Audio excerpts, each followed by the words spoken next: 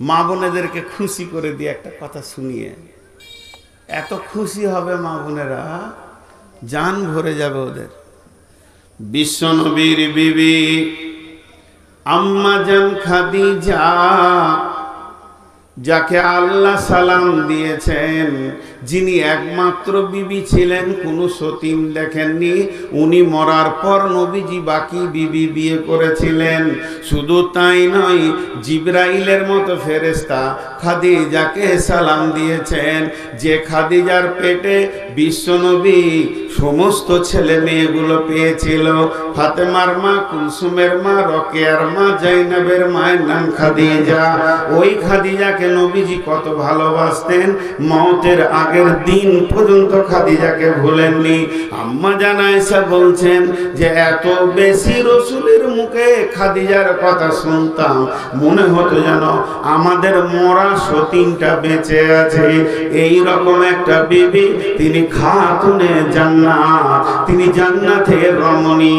বন্ধুরে আমার, ও মা আমার, বোন আমার, খাদিজা জীবনে 5 ওয়াক্তের নামাজ পড়েননি।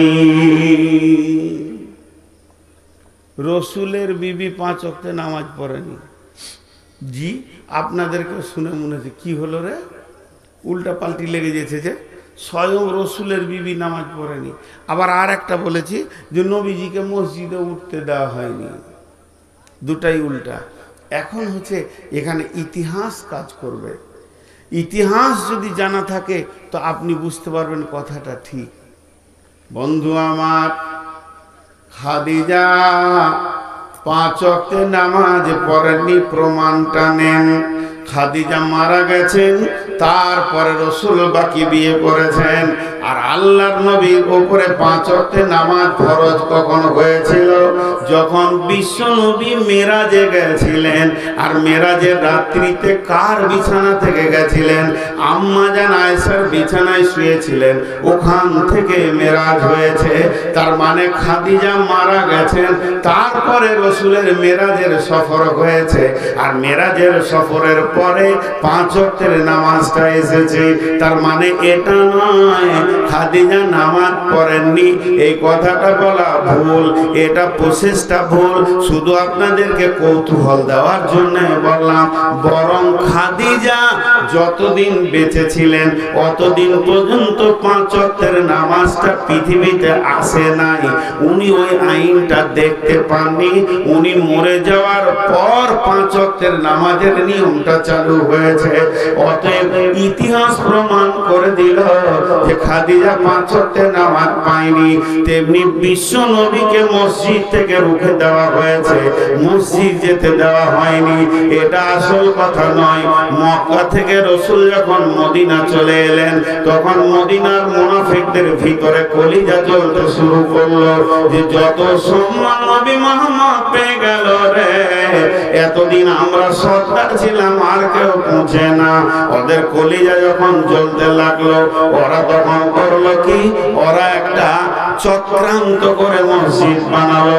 রসুলের বিরুদ্ধে ওটাকে বানানো হলো এবং তারা মনে মনে নিয়ত করলো, ওই মক্কার গুন্ডা পান্ডা সান্ডা যারা আছে, যারা মানুষ মার্ডার করে, যারা কাফের আছে, মুশরিক আছে, রসুলের দুশমন আছে, যাদের জ্বালাতে ওখান থেকে পালিয়ে এসে ওদেরকে নিয়ে এসে এই মসজিদে রাখবো। ওরা এই মসজিদে উঠা বসা করবে। আর যখন রসুলকে একা পাবে, কোনো একটা ফাঁকে ওকে মার্ডার করে দিয়ে চলে যাবে। আর ও যখন মরে যাবে, আমাদের নেতৃত্ব আবার আমার কাছে ফিরে আসবে। এই নিয়তে একটা মসজিদ বানানো হয়েছিল মদিনাতে। তাদের মসজিদ বানানোর নিয়ত ছিল না নামাজ, তাদের মসজিদ বানানোর নিয়ত ছিল না আল্লাহকে রাজি করা, তাদের মসজিদ বানানোর নিয়ত ওরকম ছিল না। তাদের মসজিদ বানানোর নিয়ত নিয়তটা ছিল রে যে কেমন করে রসুলকে মার্ডার করব। আর মুসলমানরা যে একটা দল হয়েছে ওদের ভিতরে কি করে ফাটল লাগাবো। এরা আল্লাহর দুশমন, এরা রসুলের দুশমন। এদের মসজিদটা যখন হয়ে গেল, ওই বেঈমানেরা রসুলকে এসে বলছেন, ও দয়ার নবী গো, ও আখিরি পয়গম্বর, আমাদের মসজিদটা একটিবার আপনি উদ্বোধন করে দেন। এই উদ্বোধন করার নাম করে ওই মসজিদে রসুলকে নিয়ে যেতে চাইছিলেন। তার কারণ হচ্ছে উনি যদি একবার নামাজ পড়ে দেন তো গোটা মদিনা এবং মদিনার আশেপাশের লোক ওটাকে মসজিদ বলে গ্রহণ করে নেবে।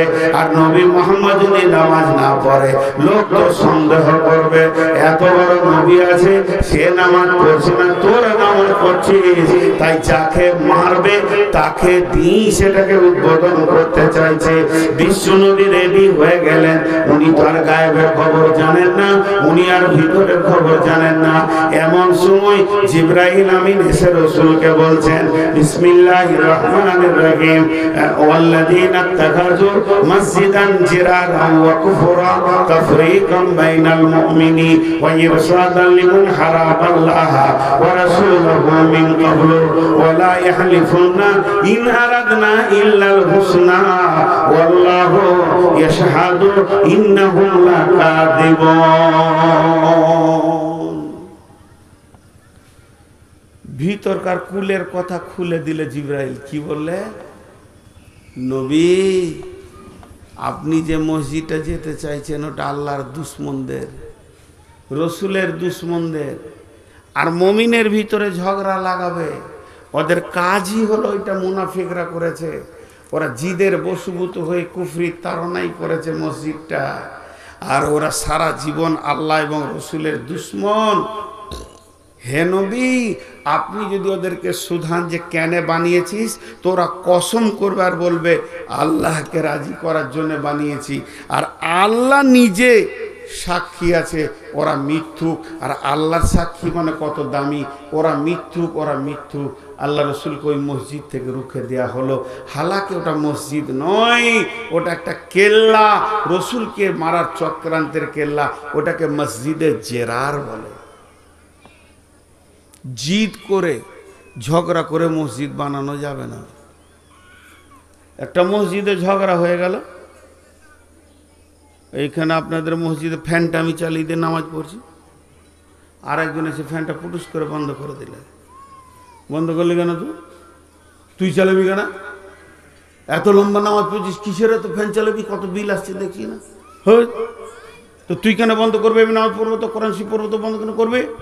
তুমি এমনি পেয়েছি নাকি মসজিদ চালাতে কত কত কষ্ট হচ্ছে আমরাই জানি। হয়ে গেল, তুই কি বুঝিস?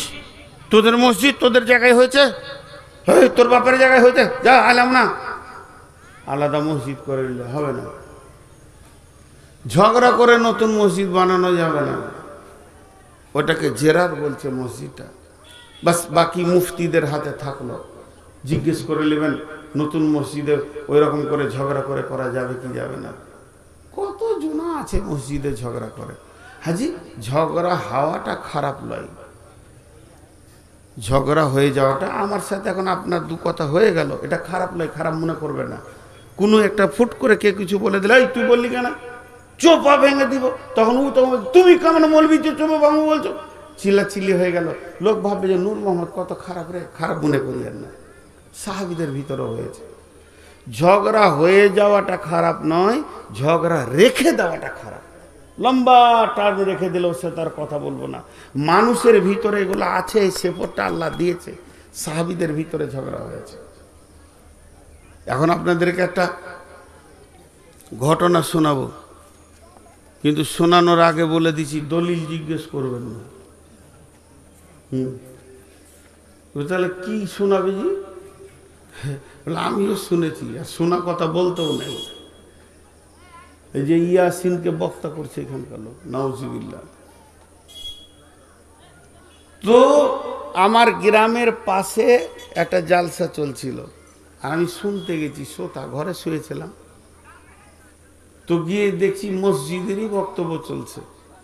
তো দুটা সাহাবীর ঝগড়ার কথা বললেন। তা আমি আজও পর্যন্ত কোনো হাদিসে পাইনি, আপনাদেরকে শোনাচ্ছি, যদি কেউ পেয়ে থাকেন তো বলবেন। মসজিদে নববীতে মেন গেটের সামনে একটা সাহাবী এরকম খুঁটা কেটে দিলে, বড় কাঠের খুঁটা দিয়ে, ওর হাতে সময় আছে, কি করবে, 2 রাকাত নফল নামাজ পড়ছে। আর একজন এসে খোঁটাটাকে তুলে ফেলে দিলে, যে কোন মাথা মোটা রে, হুঁশ বুদ্ধি কম, মসজিদের সামনে খোঁটা কাটে।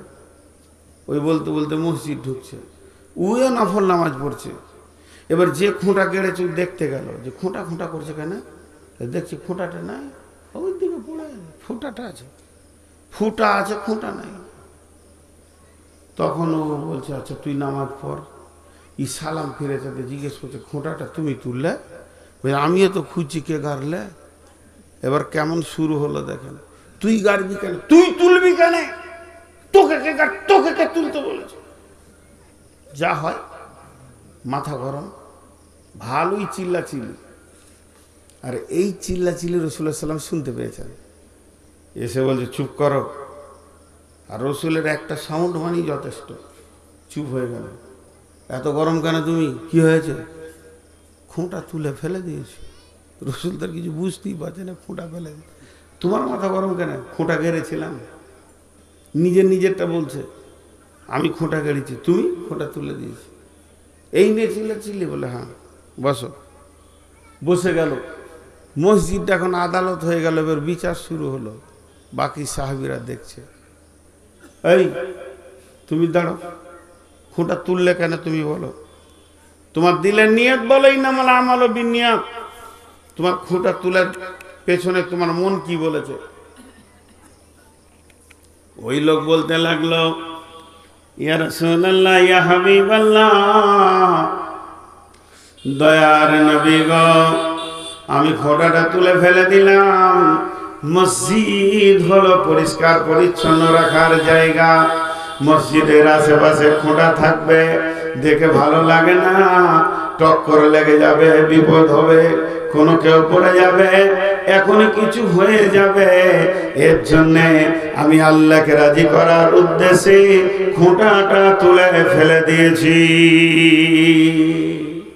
হয়ে গেল। আর বলা, ফরিদপুরের লোক বলেন ঠিক করেছে না ভুল করেছে? কথা বলে না, ঠিক করেছে না ভুল করেছে? ঠিক করেছে। এবার একে বলছে তুমি বলো, তুমি কেন খোঁটা গাড়তে গেলে? ও বলছে ইয়া রাসূলুল্লাহ, ইয়া হাবিবাল্লাহ, উত্তরে হলো শাম সিরিয়া, দক্ষিণে হলো মক্কা, এটা মদিনা।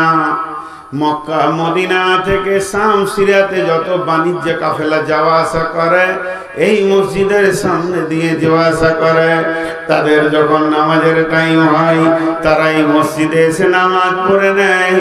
তারা বাণিজ্য কাফেলাগুলি তাদের মাল উট গাধা ঘোড়াতে বুঝাই থাকে, তারা উটগুলো ঘোড়াগুলো গাধাগুলো ফাঁকা ময়দানে ছেড়ে দিয়ে নামাজ পড়ে, তাদের নামাজে মন বসে না। ও দয়ার নবী গো, আমি খোঁটাটা কেড়ে দিলাম। ওই বাণিজ্যের দলের লোকেরা তারা তাদের উটগুলিকে এই খোঁটাতে বেঁধে দিয়ে ধীরে সুস্থে নামাজ পড়বে। এবার বলেন, দুজনের নিয়ত দেখেন দুরকম। এবার বিশ্বনবী বলছেন, ও খুঁটা গাড়নে বলা, ও খুঁটা তুলনে বলা, তোমাদের দিলের নিয়তের কারণে তোমরা দুজনই জান্নাতি। অতএব ভাইরা আমার, মসজিদে ঝগড়া হবে না এটা নয়, ঝগড়া হওয়াটা আসান, ঝগড়া হওয়াটা স্বাভাবিক, ঝগড়া রাখাটা হলো খারাপ। অতএব মসজিদ ঝগড়া করে বানানো যাবে না। যে বিশ্বনবী বলছেন বিসমিল্লাহির রহমানির রহিম, ওয়া ইবনে উমর রাদিয়াল্লাহু তাআলা আনহু قال قال رسول الله صلى الله عليه وسلم سبعة يظلهم الله في ظله يوم لا ظل إلا ظله إمام عادل شاب نشأ في عبادة الله ورجل قلبه معلق في المساجد। কিয়ামত হবে, কঠিন ভয়াবহ দিন। অত ভয়াবহ দিন আর নাই।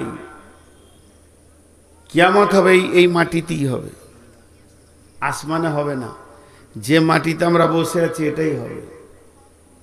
ধান আসার আগে চাষিরা যেমন নিজের গলিকে খৈলানকে চেঁচে ছিলে সুন্দর করে গোবর দিয়ে হোক আর মাটি দিয়ে তৈরি করে, কিয়ামত হওয়ার আগে আল্লাহ এই বিশ্বটাকে ভেঙে মাটি গুঁড়িয়ে চুরমার করে যা আছে পাহাড় পর্বত পিটিয়ে এক কথায় একটা রুটির খোলার মতো করবে।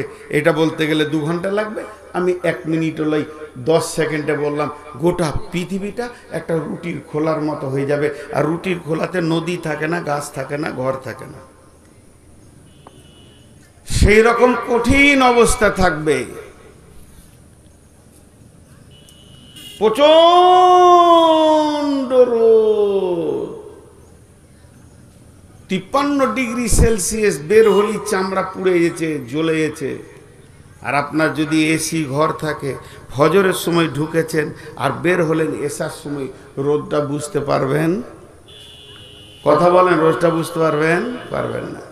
আল্লাহ তাবারক ওয়া তাআলা নবী বলছেন, কিয়ামতে যতই সূর্য মাথায় থাক, যতই রোদ হোক, যতই গরম হোক, যতই কষ্ট হোক না কেন বন্ধুরে, ওই কিয়ামতটা এমন হবে তারই মধ্যে একটা এসি জায়গা থাকবে।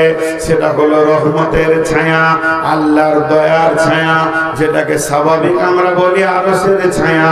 এই ছায়াতে 7 শ্রেণীর লোক জায়গা পাবে, এই ছায়াতে থাকতে পাবে 7 ধরনের লোক।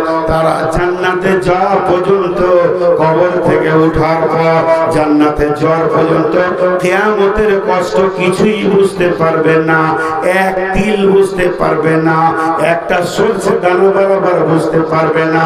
কারণ তারা ওই ছায়াতে ঢুকে যাবে।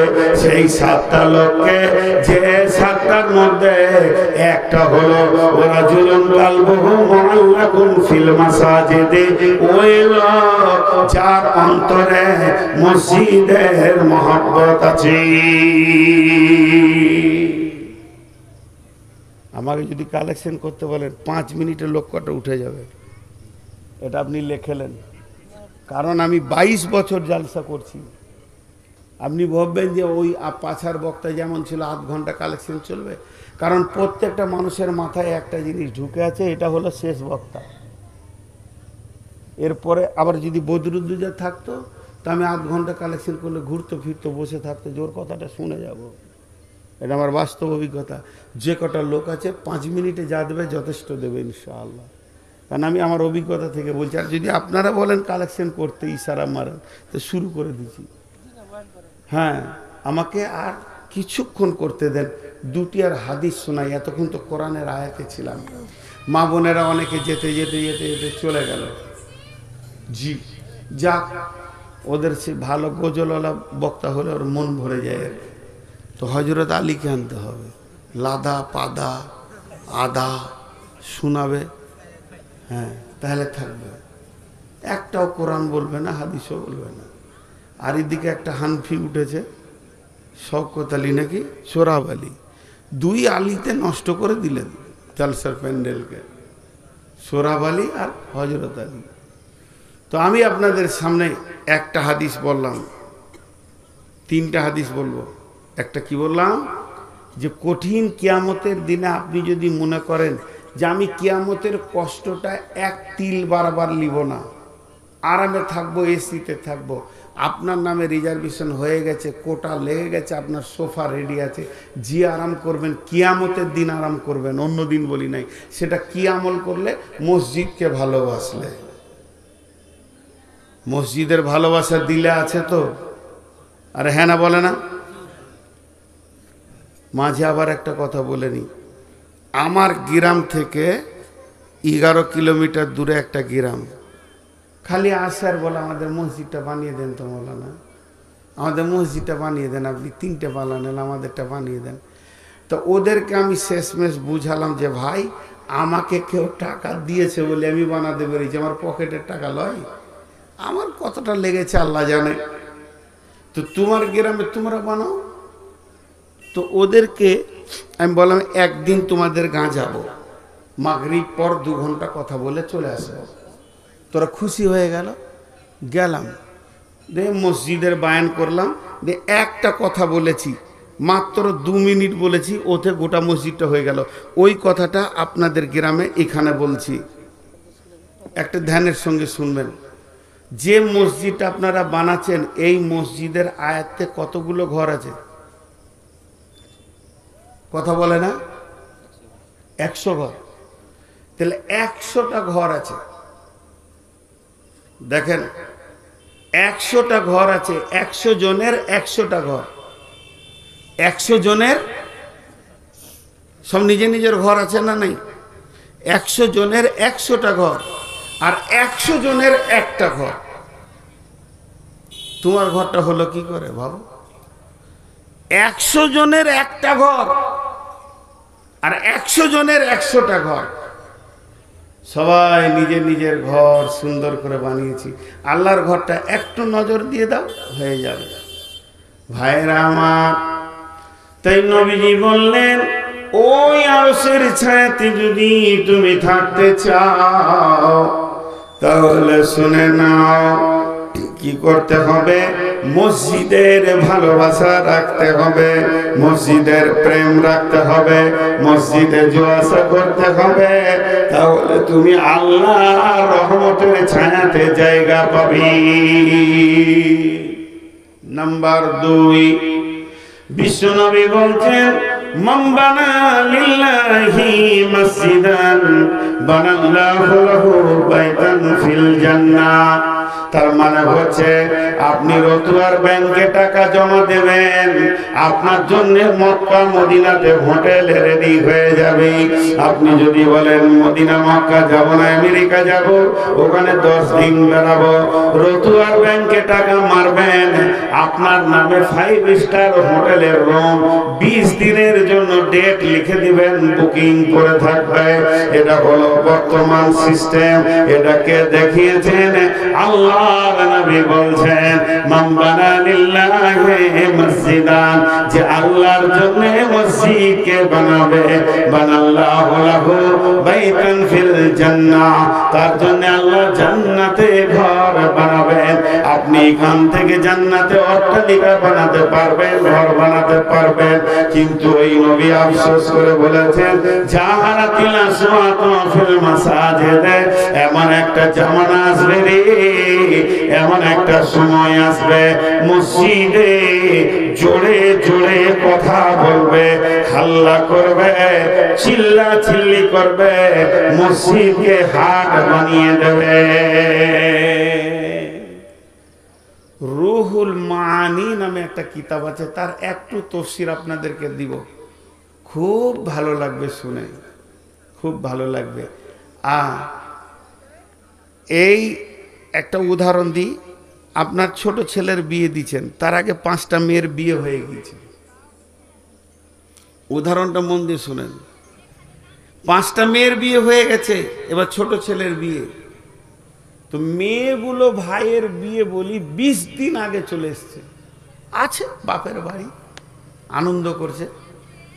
এবার বিয়ের আগের দিন থেকে মেহমান আসতে শুরু করলো। তো দেখা গেল 3 নম্বর মেয়ের শ্বশুর আসছে। তখন আপনার বাড়ির ছোট ছোট ছেলেগুলো গিয়ে বলবে, খাদিজা তোর শ্বশুর এলো। মানে যার কুটুম আসবে সে ব্যবস্থা নিবে। কথাটা বুঝাতে পারলাম? 5টা মেয়ে আছে, যার তরফের কুটুম আসবে সে তাড়াতাড়ি ব্যবস্থা নিচ্ছে, এটা আমার শ্বশুর এলো, আমার স্বামীর ভাই এলো, আমার স্বামীর বোন এলো, এটা আমার শাশুড়ি এলো। রুহুল মানি নামে কিতাবটা কি বলছেন?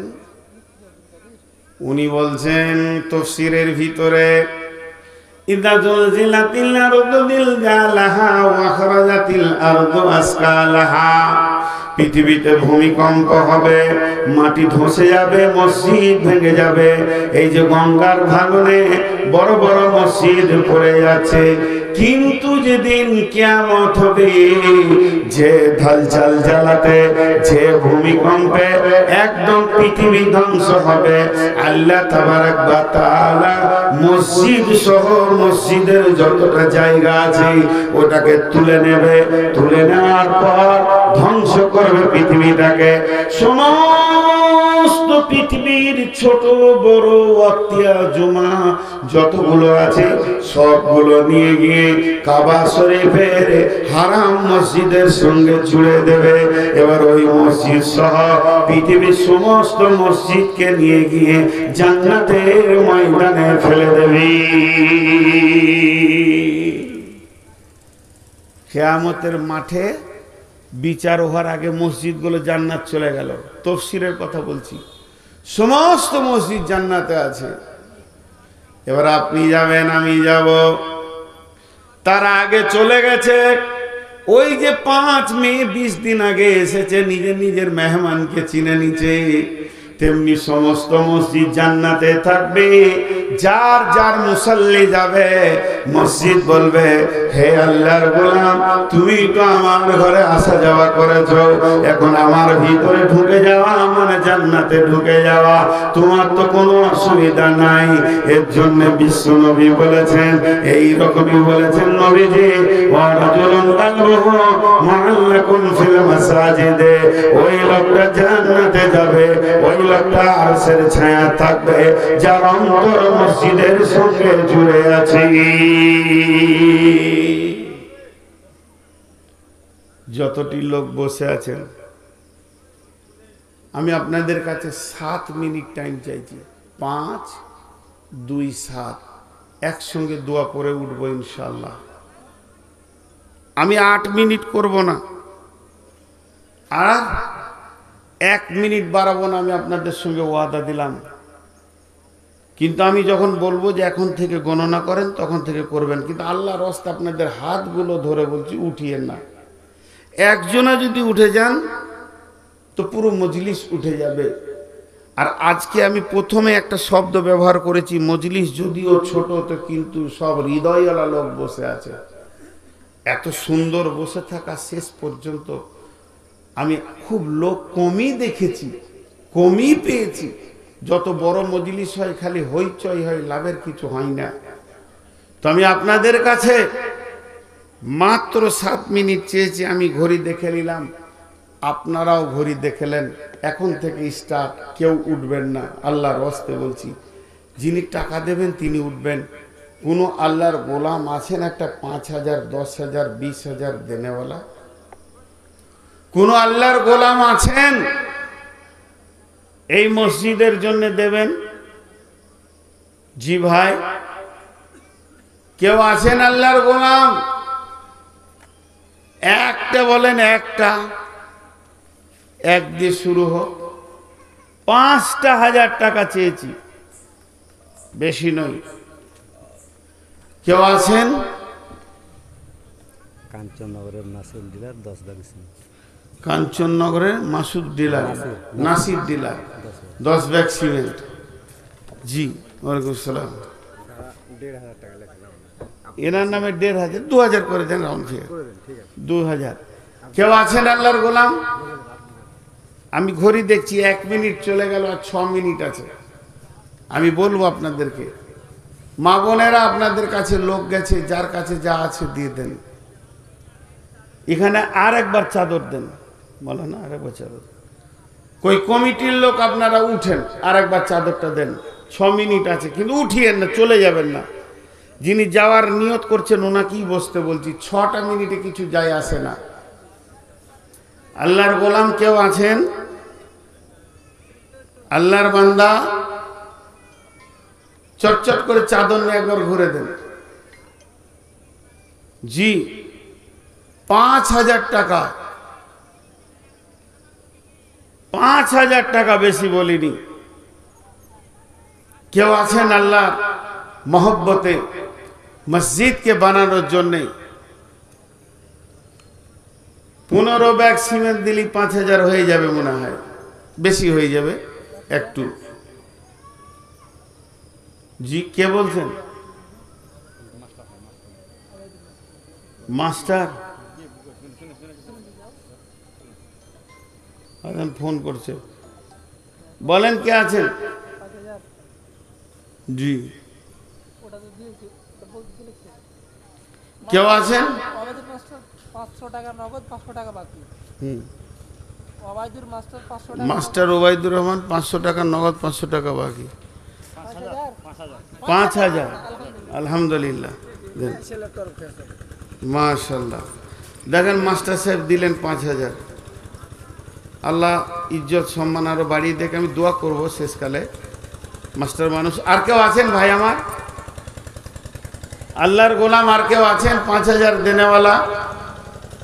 একটা হয়েছে, আর একটা জোড়া হয়ে যাক। আমার হাতে আর 4 মিনিট আছে, 4 মিনিট। আমি মিনিট বলছি, আমি আমার ওয়াদা ঠিক রাখবো। জি আল্লাহর গোলাম কেউ আছেন 5000 দেনেওয়ালা?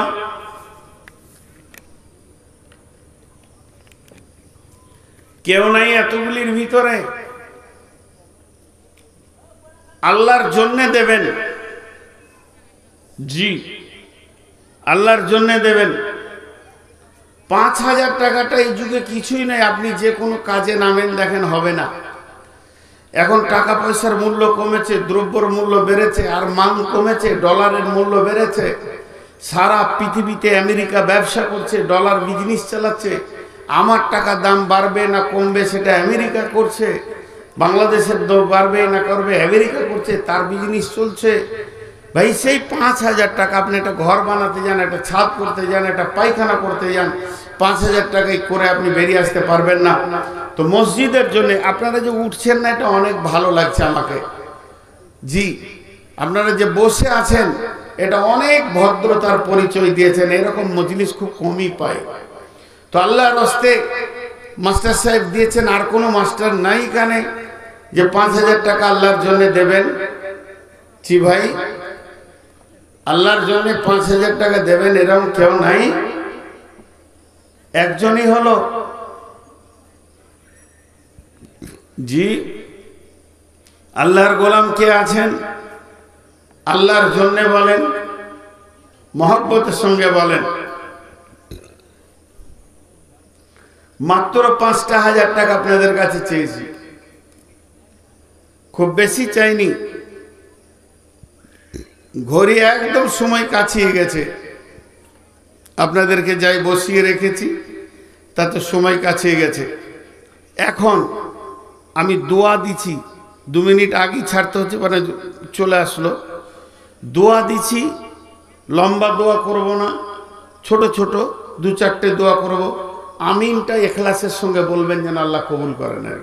আমিনটা এই আল্লাহ সন্ধ্যা থেকে এই পর্যন্ত যা কিছু হাদিস কোরআনে আলোচনা হলো, তুমি আমাদের সেগুলোর উপর আমল করার তৌফিক দাও। এই আল্লাহ যতজন যে নিয়তে দান করেছে, আল্লাহ তাদের নিয়তকে তুমি পুরা করে দাও। এই আল্লাহ আমাদের সকলের গুনাহকে তুমি মাফ করে দাও। এই আল্লাহ তোমার মসজিদ কি জিনিস, কি দামি, মসজিদের আজমত, মসজিদের ভালোবাসা আমাদের দিলের মধ্যে তুমি তৈরি করে দাও। এই আল্লাহ এই মসজিদটাকে তুমি কবুল করে নাও। হাজি ভাই আমিনও বলছেন না, দোয়াটা ফালতু করছি মনে হচ্ছে। এতগুলো লোক আমিন বলে সাউন্ডটা কেমন হবে? এই আল্লাহ আমাদের মা বাপ ভাই বোন আত্মীয় স্বজন কালেমাওয়ালা যত মাটির নিচে চলে গেছে, তাদেরকে তুমি মাফ করে দাও, তাদেরকে তুমি ক্ষমা করে দাও। সকলে জোরে বলেন সুবহানাকা আল্লাহুম্মা ওয়া বিহামদিকা ওয়া আশহাদু আল্লা ইলাহা ইল্লা আনতা আস্তাগফিরুকা ওয়া আতুবু ইলাইকা। বায়ান শেষ। আপনাদের যার কাছে যা আছে 10-20 দিয়ে যেতে পারেন। আল্লাহর রাস্তায় আপনারা উঠলে আর কোনো অসুবিধা নেই।